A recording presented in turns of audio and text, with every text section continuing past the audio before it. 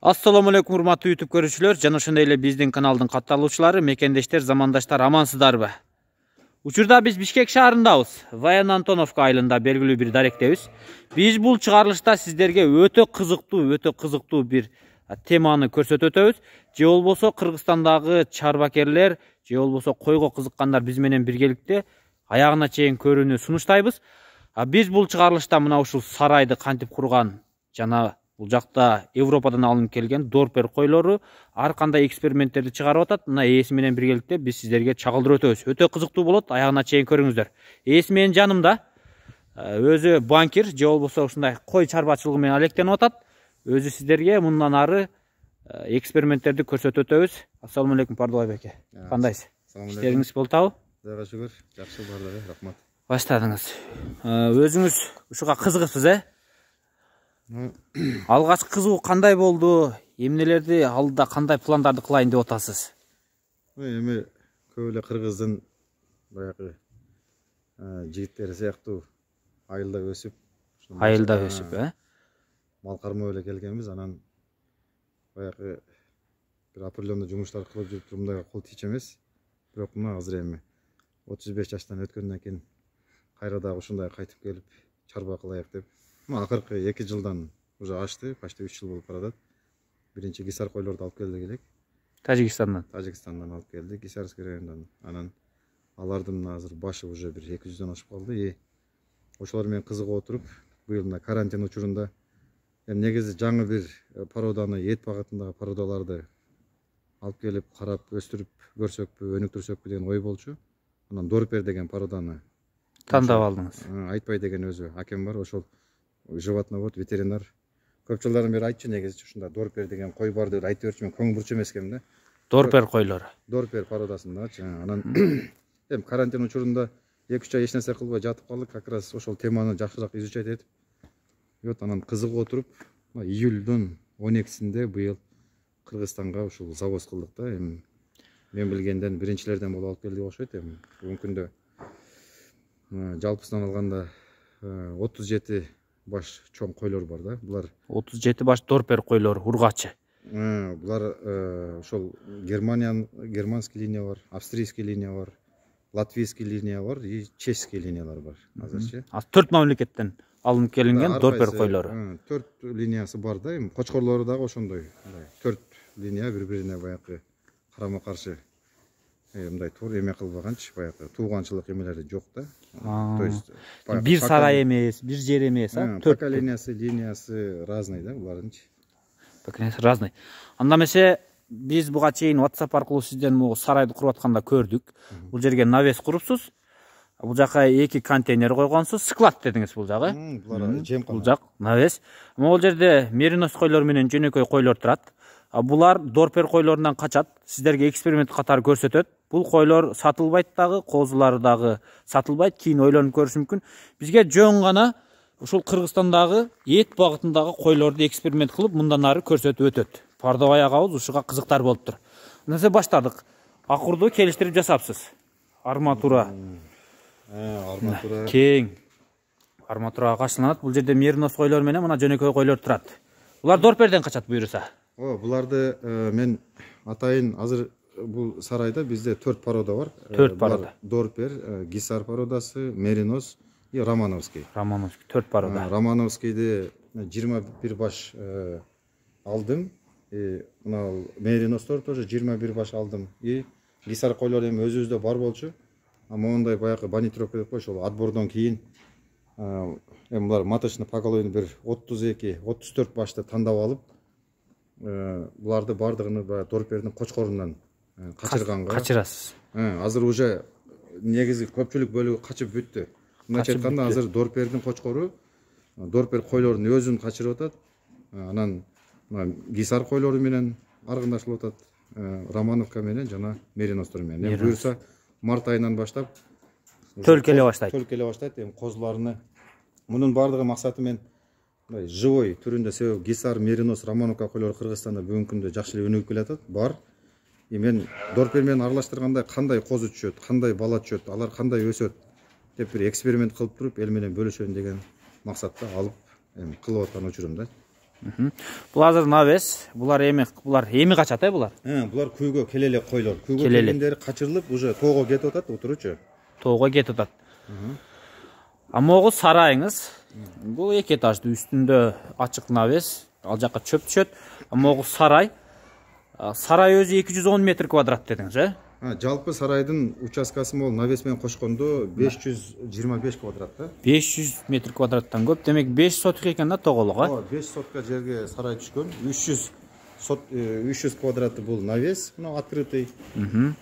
И 210 квадраты бул бая жабыгы. Анан үстү дагы ошол кадимки 210 квадрат. 4000 чөп пресс бата турган.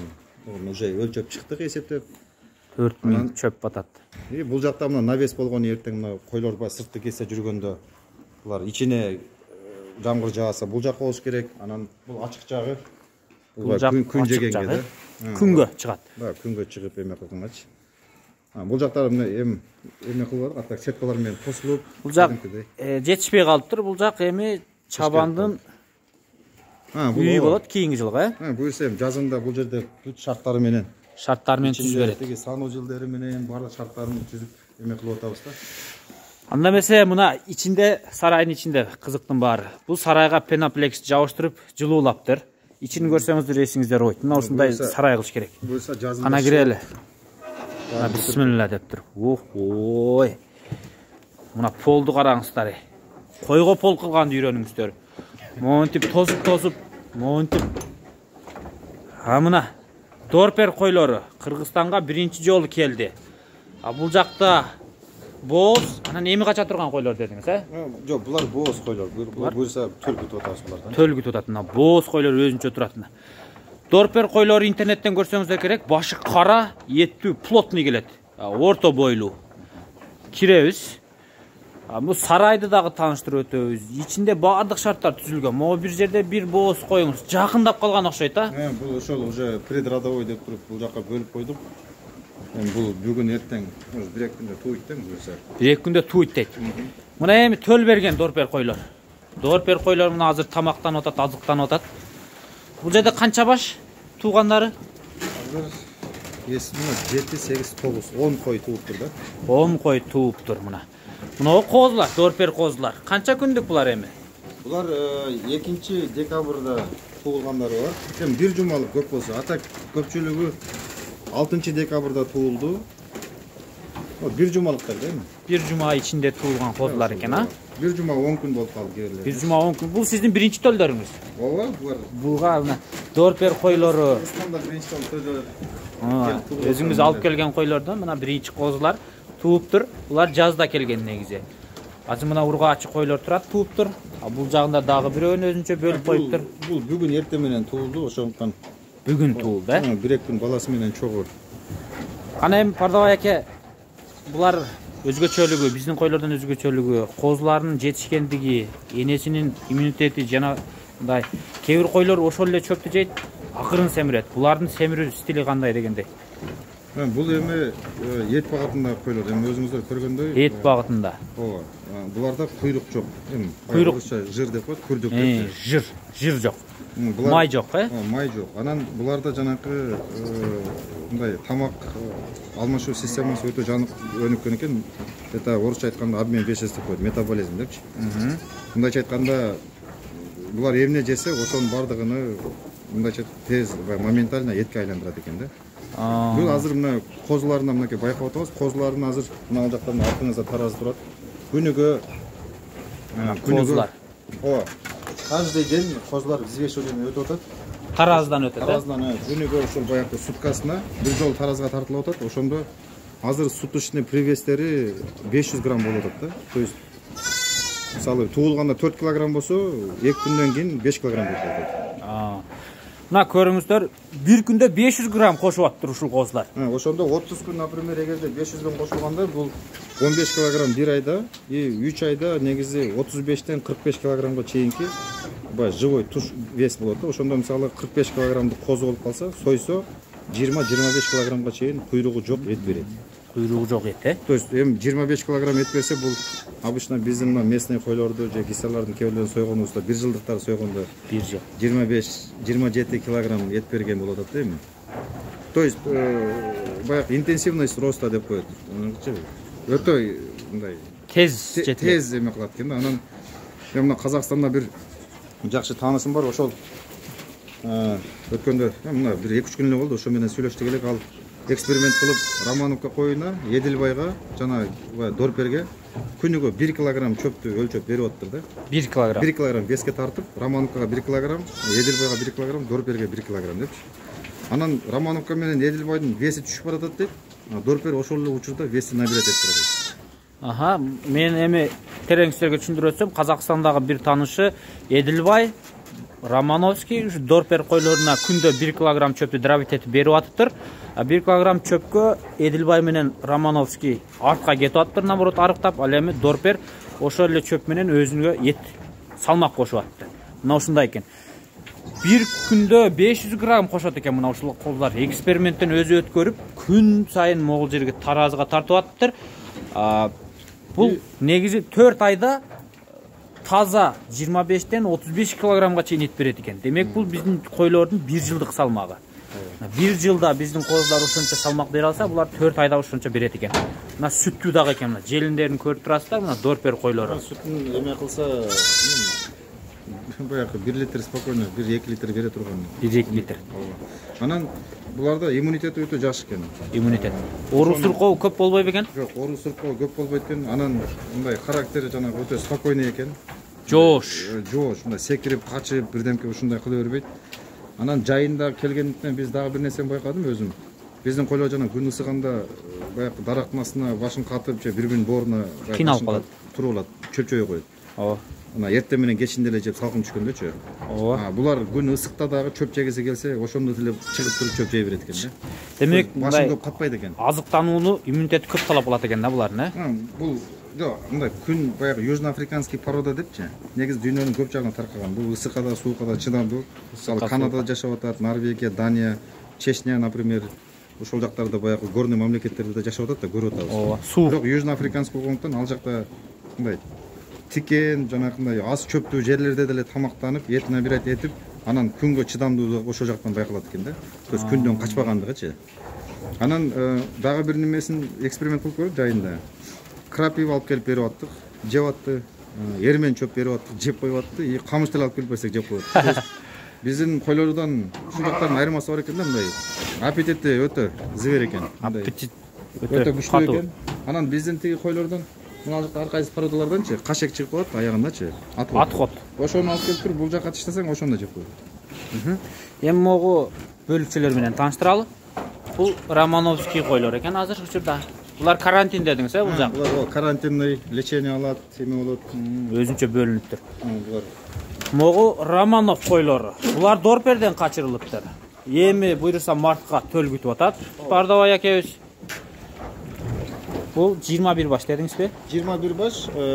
Буларды атайын ошо эксперимент үчүн Дорперден качырайын деп туруп алдыртып. Ошо Дорперден баары качып бүткөн. Эми буйруса жазга каратайм төл. Мына эми эксперимент. Неге сизге бул койлор кереги жок болуш керек? Көп өтпөйсүз. Эми порода катары бул койлор мага кызыктуу эмес. Кызыктуу эмес сизге. Мен мындай Романовка койлорун баккан кишилер деле бар, алардын көңүлүн ооруккум келбейт, бирок сиз негизи өзүңүз этке көбүрөөк кызгасызбы, мына эт багытындагы породаларга дегендей? Эт багытында, мисалы Романовканын иммунитети кандай десем, иммунитет бир аз начар, характери тоо ташка болбогор экен. Тоо ташка эмес. Демек жайында. Жайында бир жакка баксаң эми койчун жүдөтүп коет да, буларчы. Кыскасы ушунда, анан ден соолуктары өтө слабый экен. Бирок буларда плодовитый деп коет. Булар көп тууйт. Анан көп тууйт, бирок тууганда булар өзү кичинекей болот дагы, баягы балдарычы. Ошондуктан Дорпердин кочкорунан качырылганда Дорперлер да плодовитый да, баягы орточо 2ден тууйт дегенчи. Буларда 2ден тууйт. Ошондо бунда бул 2 туушу мүмкүн, бирок Дорперден качканга байланыштуу кочкору Дорпер болсо, ошо баласы крупныйраак туулат экен. Анан тез өсөт. Анан ден соолугу Дорпердикиндей бекемирээк. Бекемирээк болот. Характери спокойныраак. Спокойныраак болот. Ошол нерсени мен муну мен Россияда тияк бакта өстүргөндөр менен сүйлөшүп билип атам дагы. Ошондуктан эми Кыргызстанга мындай воочию өзүбүз практика жүзүндө көрөйүк деп кылып атабыз да. Чындап эгерде ошол бул жактан тастыкталса, анан Романовка баккан баягы Романовка породасын баккан биздин чарбагерлерге мен айтмакмын да, мына дорпердин уругун же кочкорун алгыла дагы менден не обязательно баягы башка жактан алабын эмне кылабын, бирок породаны улучшать эткенге мүмкүнчүлүк түзүлөт экен да. Сиз эми Эксперимент болчу. Экспериментке биринчи жылыңыз. Кийинки жылга так далил чыгып калат экен да буюрса. Буюрса силерди дагы чакырып турам го. Ар бир туулганда кандай болот, суточный привес баарын буюрса чогуу көрсөтүп. Баарын силерге көрсөтүп турабыз. Мына гисар кочкорлор, мына дорпердин 2 кочкору бар экен учурда. Пардагая болсун 2 кочкору бар. Бирөөсү 2 тиш, 1,5 жаш болуп калабы? Жок, бул 2 жашта болуп калды. Азыр уже 4-4 иштер чыгып атат мунунчу. 4 иштер чыгып атат дейт. Ооба. Мына бул 4 жаштан өткөн кочкор. 4 жаштан өтүптүр бул. О, Кличкасы Тайсон. Кличкасы Тайсон. Бул сүзбөйбү адамды? Жок, булардын характери өтө жоош. Өтө жоош. Көрдүңүздөр да, бул кочкор өтө жоон. Тайсон деп кайерин окшоштуруп койдуңуз Тайсон? Мойнун карасаңыз. Мойнун. Ох. Бул вообще плотный экен, накачанный койлордой. Бунун азыр бул как вес производителя деп койт. Бул азыр күнү түнү койлор менен иштеп аткан учурундагы веси азыр 110 кг. 110 кг менен кой кууп атат, Ооба. Если муну азыр чисто откормочный жанагы сойгонду даярдап туруп бир 3 ай эгерде токтотуп туруп бакса, 140-150 кг спокойно алып берет. При этом куржук жок. Мисалы 140 кг куйрук жок мына. 140 кг вес болсо, сойсоң ошондо бир 70 кг таза эт берет да. Куржугу жокчу, жир жок болот да. Жир жок, таза этти 70 кг берип калат дейт 3 ай бакса.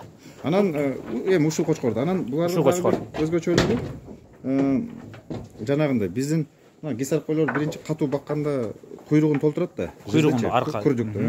Андан кийин бага бергенде жанагы кабыргаларга майды байлап баштайт. Ооба, кабырга. Буларды канчалык көп бакпасаң, кабыргага май байлабайт экен да. То есть баары этке кетет. Этке. Кара эт көп чыгат дегенчи. Кара эт көбүрөөк чыгат экен, булар май кармабайт дейт. Өтө эле аз кармайт майды дейт. Негизинен этке жакшы экен. Мына жоон кочкор, колго жоош, сүзбөйт экен. Акылдуу кочкор дейт. Коюп жиберсең да эч жака качпайт дейт. Тайсон. Тайсон кочкор. Мунун кличкасы кандай? Бул жашыраак кочкор экен, эми жетилип атыптыр. Мунун кличкасы доллар. Доллар. Бул бою бийигирээк экен. Буга караганда. Мунун веси азыр где-то 100 кг да. 100 кг төгөрөгүндө дейт азыр. Рабочий вес. Бул да кой кууп атат, мына 4 породадагы койлорду кууп атат, тынбай. Күндүз эс алып түндө койбу? Ооба, булар кечке ошол жерде жем чөбүн жеп эс алат. Анан тиги күйгө келген койлорду бул жерде баран разведчик деп койт, жана юбка кийгиз койгонбуз. Алар күйгө келген койлорду ар бир загондорго кирет дагы, апрелет этип берет.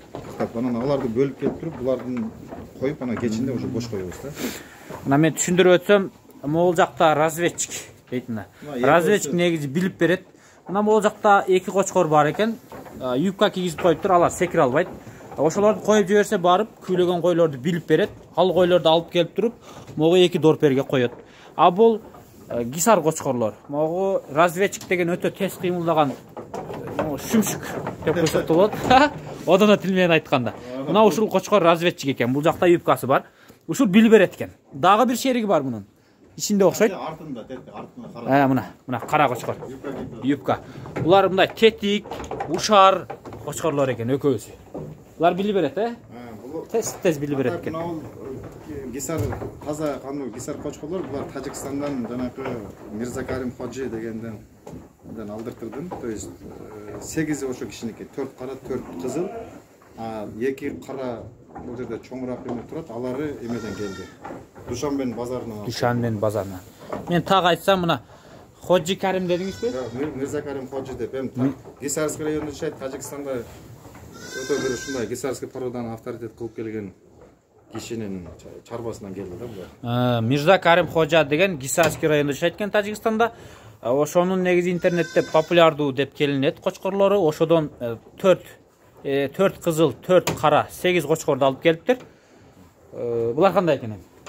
Эми булар азыр сезон бүткөндө келди. Сезон бүткөндө келди. Багып эле эме кылабыз, ооба. Багып атасыз. Булар кийинки жылгабы же? Жазга кан алмашууга да. Кан алмашууга. Чейинки азыр гисарский кочкорлорду алмаштырабыз да. Гисарский кочкорлорду негизи жыл сайын алмаштырып турасыз. Эне бала болуп кетпеш үчүн. Эне бала болуп кетпеш үчүн. Жылына алмаштырат экен. Могу Душанбеден алып келген 2 кочкор бар экен базардан. Мына могу чоң. Булар канча тиш могу чоң кара? 2 тиш ошолорда. Ушулар 2 тиш. Булар келечекте өтө жакшы буюрса. Өтө жакшы дейт. Эки тиш ошондо 1,5 жаштан өтүп калдыбы? Ооба. Мына. А бирөөсү могу чоңго чыкар. Ушул эле? Күрөң. Булар негизи куйруктуу, сөөктүү келет экен, а? Ушул Душанбеден алгандарыңыз. Чоңураак бойлору. Чистопородный деп эми. Таза кандуу. Бул разведчикиңиз мени айланып кетсе койду. Адамга жакын негизи. Адамга жакын экен. Так, ар бир мына бөлөкчөдө вентилятор. Үстү дагы пеноплекстенген, сырты пеноплекстенген, ичи акталган. Бор менен акиташ аралашкан деди, чымын конбойт. Чымын конбойт, паразиттер жашабайт. Паразиттер жашабайт. Өтө таза, жыттанбаган сарай экен. Ар бир загонда мына азыр тетек мындай деген көрсөң, мына ушул. Бул автоматтык түрдө суу чыгат бул жерге. Утепленный болуп келген, тоңбойт. Тоңбойт. Мына могул жерден келген орол пенап стекловата менен. Мына мындай кандай суу чыгат. Кой келет да, мондай тумшугундан тутканда. Башында үйрөнүү кыйын болбодубу? Биздин местный койлорго кыйын болду. Мына Романовка менен Дорперлер билет экен. Келип туруп эле сразу ичип кетип. Романовка менен Дорпер билет экен, местный койлор. Скорее Россия, Европа жактарда көбүрөөк колдонот дейм да. Бул негизи сууду ушундай кылып койгон, бул чарбанын жумушун өтө жеңилдетет экен. Суу ташып, өзү автоматтык түрдө келип иче берет. Келет, могу кудуктан келген суу бул жылуу. Комнатный баягы какшап калган суу эмес да. Какшап калган эмес, жылуу. Мына могу Романовский кой ичип атат азыр. Түр. Жакшы нерсе экен, а? Вентилятор мына чымын жашабайт, жазда дагы жашабайт дейт. Жазда өзү салкындатып берет экен. Койго ысык эмес. Могул жерден чөп түшөт. Өзү үстүндө дырабит этип, ушул жака түшүрөт экен. Дырабит этилген койло чөптөр. Мына жер болсо, мына массаж болот. Мына мондай ба. Өздөрүн массаж кылып жүндөрү да жабышып калыптыр, э? Булар татуу. Бүт жакты келиштирипсиз. Мына биздин астыбыз пол.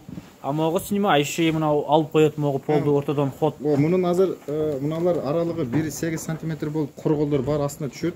Ана 1,8 см. Тапталып тезек болуп калбайт. Анан асты монда уклон болгон. Могу ортолукка бар агып эки жактан тең монтип баягы агып келет да. Эки жактан агып, ортодо уклон бар экен. Анан мыналар ар бир съемный мына эмелерчи, оезди баягы паспорталар. Буларды кийин жаздамда бирөөсүн көтөрүп туруп, тачкине коюп, көңдү чыгара берет. Төп туруп эле сырттан алып чыгып, талаак алып чыгып кетсе болот. Бул жакта автоматташтырыпсыз, э? Могу вентиляторлардыкы бул капталында светтин ар бир загондун өзүнүн отдельный жанып эме болот. Вентилятордун тетиги жерде управление. Бул жакта вентилятор. Азыр пока иштетилбейт кыштын күнү, э? Азыр эме болуп турат да. Жайында бирок негизи келиштирипсиз, э? Мына учурда 37 баш могу Дорпер койлору. 10 баш дедиңизби? 10 баш. Могулар тууп калса бир 13 башка жакындайт деди. Ошондо тоголок айтканда 50 баш учурда Дорперлериңиз бар экен, а? Ооба, азыр могу туулган козулар менен алганда ошондой эле болуп калды. Жүрүңүз эми. Булар Европанын 4 мамлекетинен келген. 4 линиядагы Дорпер койлор. Алып келүү жолу кандай болду? Алып келүү жолу өтө оор болду. Өтө оор. Өтө оор, почти бир жума же 12 күн дегенде баш аяк болуп келишти. Ортодон жолдо Казакстан чөлүндө бир кой өлүп калды. Жолдо бирөө өлүптүр, 12 күндө келди дейт. Мындай документальный кылып алып келгенге аракет кылгандыктан бираз кыйналдык. Бирок уже опыт бар да. Опыт бар. Көрдүк. Дагы алып келе жатасыз да, буюрса жолдо. Азыр да Чехиядан буюрса Чехиядан алып келе жатыптыр. 19 декабрда уже под Москвага келет дешти. 19 декабрда Москванын ылдыйына келет. Москванын төгөрөгүнө. Декабрдын бир 25-лерине буюрса Кыргызстанга келип калса керек. Декабрдын 25-леринде келет. Бул туут койлор. Эми козуларды бир веске тартып берсеңиз, аке. Козуларды эме кылайык? Тагын жардам бересиң? Азыр бизге байке тартып көрсөтөт. Козулар да жем жеп атабы? Мына могу жерде. Уже үйрөнөбөсүн деп коюп атабыз да. Үйрөнөбүз. Бул жерде кичинекей тешиктери бар, алар удобный жер, ошо өздөрү кирипсе, энеси кире албайт, жеп койбош үчүнчү. Балдар өздөрү. Энеси кире албайт, тияктан кичине тешиктерди коюп, жем коюп, тияка чөп тилип коюптур, үйрөнөбүз. Жакшы.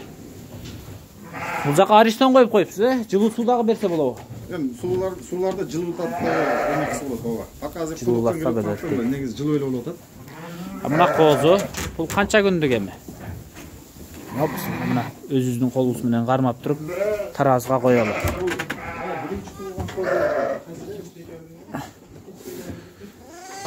Таразы иштеп турабы? Мына 4 килограмм. Экен 4 килограмм ровно. Бул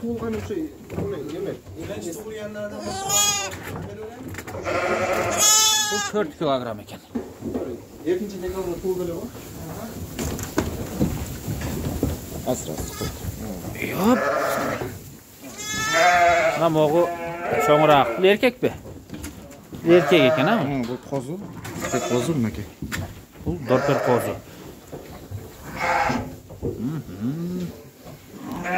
Мына 9 килограмм болуп турат азыр. 9 килограмм ровно болчу. Секип кетти а козу. Бул канча күндүк дедиңиз? 9 килограмм болсо канча иштеди? 2 декабрда. 10 күн. 10 күн болуптур. 10 күн болуптур. 10 күн болуптур ушу козунун туулганына. Учурда 9 килограмм салмагы бар. 4,5 килограмм туулду дедиңиз, э? Ошондо азыр мына суточный привес 450 грамм болот экен. 450 килограмм. А куйрукту кошкондо андан да болбош керек, э? Ну, эми вот өзүнүн немеси кесип 50 грамм суточный привес. Бул дорпер койлорунун мына куйругу узун болот. Учурда агабыз куйруктарын кыркып коюп атат. Бир 200-300 грамм кетип атса керек, э? Куйругу койсо. 200-300 грамм кетип калып атат. Анда эмесе туугандар, мына биз Пардабай байкебиздин сарайы менен бир рет тааныштырдык. Негизи гисар койлор бар, башка сарайдалар, э? Таза кандуу Тажикстандан алып келген гисар койлор бар. Мына дорпер койлоруну бир рет көрсөтүп өттүк. Романов, Меринос жана гисар койлоруна аралаштырып качырды. Буйруса мына дорпер койлорунун төлдөрүнү алып атат. Мартка карап, мына эксперименттеги козулар чыгат. Могул жерде бир кой эгизге даярданып атыптыр. Эми алып келдиңиз. Буларды эми акчасы деле өтө чоң болсо керек, э? Бул жака келиш акчаларды. Сом менен айтканда 140 миңден келди да, бир баш орточо. Бир баш орточо сом менен 140 миң сомго келиптир мына ушул койлор Европадан. Өтө жакшы. Эми буларды келечекте көбөйтөйүн деп атасыз. Келечекте көбөйтөбүз, ошо эл менен бөлүшөбүз, анча-мынча сатка дагы чыгат. Бирок азыр эмес. Азыр сатка чыкпайт азыр. Азыр сатка чыкпайт. Биз жөн гана тааныштырдык. Азыр бир аз көбөйтүп, бул жарды кылдап алгандан кийин, анан кийин эл менен бөлүштүрүп, ушу эт багытындагы койлорду көбөйтсөм деген ниети бар экен. Айрыкча гисар койлор менен мына дорпер койлоруну көбөйткөнгө аракет кылып атат Пардабай агабыз. Иштериңизге ийгилик. Мындан да биз эми кабардар кылып тура беребиз элди сиздин эмеңиз менен, чарбаңыз менен, эксперименттериңиз менен. Буйруса өтө жакшы иш баштапсыз. Негизи мындан оборот деле жок болуш керек, кызыкчылык үчүн кылып атасыз. Эми бул азыр кызыкчылык ооба. Эми чын айтканда бул жака сарпталган каражатты мындай өтө баасы очойгон эле, но бирок жаңылык болсун, эми кто-то должен жаңылык болсун башташ керек. Анан өзү баягы дорперден группа бар, ошол жакта деле мына эксперименттерди кандай эмне болуп атат, жаңылык болуп атат, утур менен бөлүшүп атасыз. Максат ошол, то есть эми бири-бирибиз менен бөлүшүш керек, үйрөнөлү, көрөйүк. Жаңы бир баягы сандан сапатка дегенче ушундай өтөлү. Сандан сапатка. Все азыр жайыттар деле барган сайын тартыш болуп баратат. Ошондуктан пароданы өнүктүрүп, ушундай эт багытында все азыр эми куйрук майды деле жеген почти адам жок, азайып кетти азыр. Давление деген нерсе бар, э? Ооба, аз баары эле этке эме кылып умтулупчу.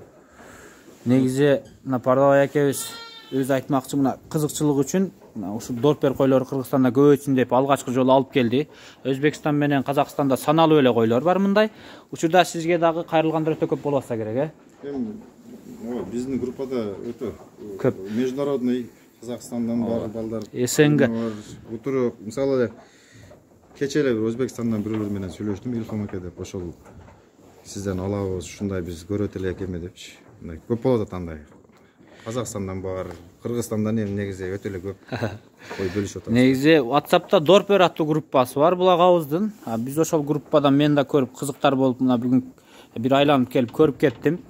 Ошол группага негизи таштап турат жаңылыктар боюнча кайсы кой канча тууду, канча килограмм тууду, кайсы айда туат, койду кантип караш керек бүт мнениясы менен бөлүшүп турат. Группада СНГ боюнча мына койго кызыктар чарбакерлер бар.